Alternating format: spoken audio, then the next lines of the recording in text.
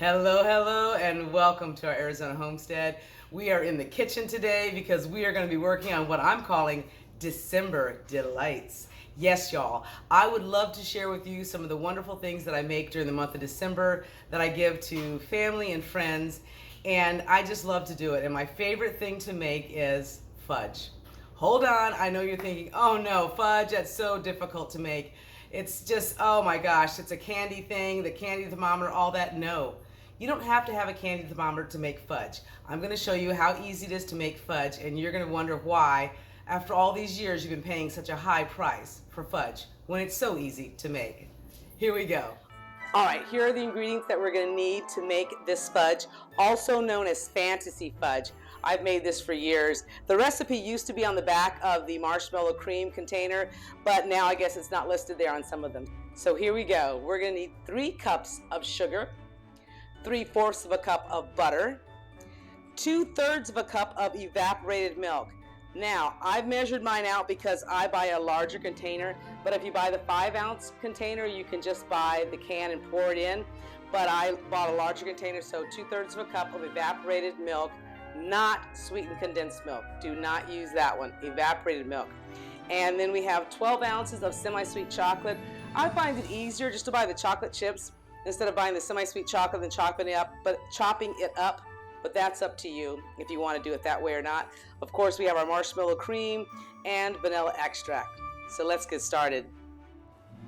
Okay, so the first thing you want to do is you want to line yourself a pan.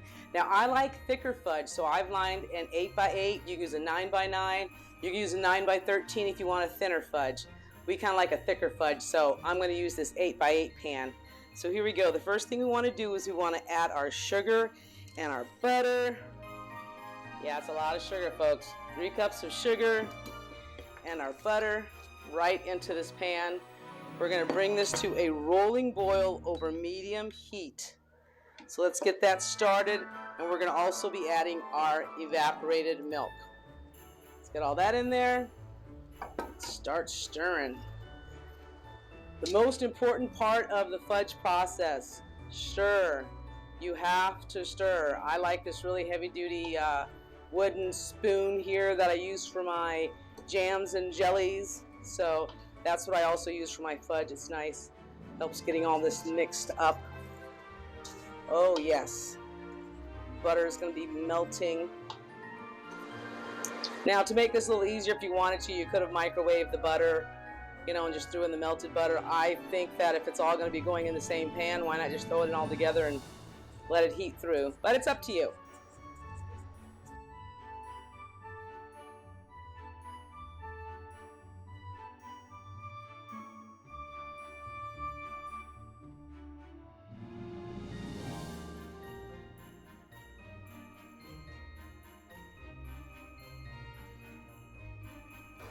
All right, so we're at a rolling boil now. As you can see, I can't stir that away. So what I'm going to do now is I'm going to set a timer. If you don't have a thermometer, if you don't have a candy thermometer, just set a timer. Alexa, set a timer for 4 minutes. Or if you do, you can start checking the temperature. Alexa, stop. 2:33. Oh yeah, we're good. Take that out. We want to remove this from the heat. We want to stir in our delicious semi-sweet chocolate chip pieces. Add our marshmallow cream. Oh yeah. This is the good stuff right here, people. Now, you also can actually use marshmallows. Some people do. I just prefer, I've always used the actual marshmallow cream. I think it just makes a much better fudge.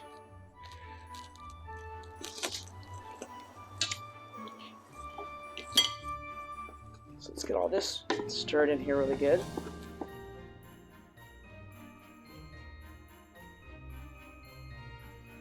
This is also the time, if you are going to add nuts, you can add the optional nuts if you'd like. I'm just going to put in my vanilla. because ours is just going to be plain chocolate. No nuts in this batch. All right, that looks good. Now it's time to pour it into our pan.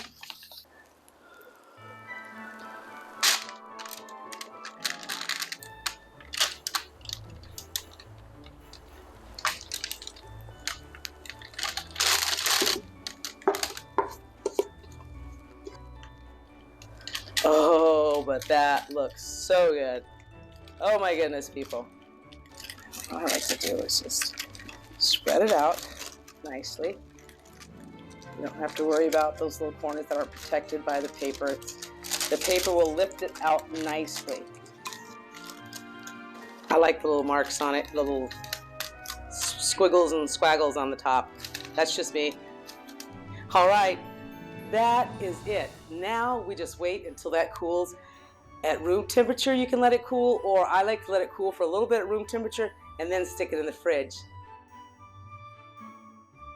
Let's see how it looks. Ooh, oh, it's nice and heavy. Yes.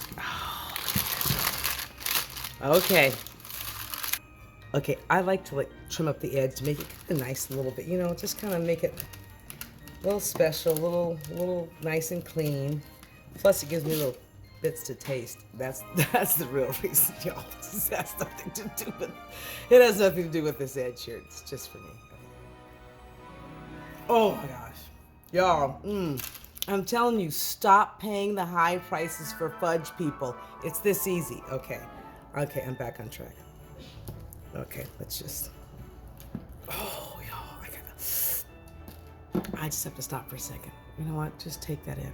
Take that in. Take all of that in. Do you see that? That is delicious fudge, and it's just as easy as I showed you, and it's simple. And this is something that you can make as a wonderful treat for your family and friends, and they are going to love you forever. You box this up in these little, all I do is I just do them. I try to do little squares, you know, the whole 1 inch by 1 inch thing. We'll just say that's what we're doing. Ooh, this piece broke. Oh no.